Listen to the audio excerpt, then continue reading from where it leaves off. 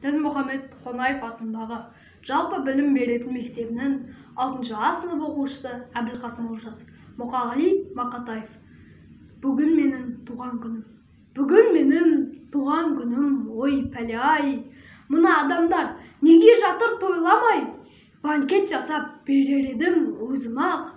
Тәңірдің бір жартпай-ақ қойған-ай. Мына дүние неге жатыр үндемей? Алаулатып тойдың шоғын үрлемей. Құшақ-құшақ гүл шоқтарын лақтырып, мынау шапан, мынау атын міндемей. Мына жұртқа жақпады ма әлденем?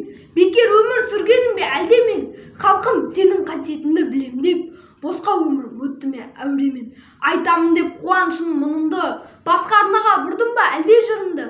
Мен бәрібір өзіммен бір болам, өзегіне тепсем дағы ұлынды. Тойланбаса, тойланбасын не істейін? Той көрмей-ақ, сый көрмей-ақ өтейін. Қаламды берші маған бәйбіше, болашаққа арыз жазып кетейін.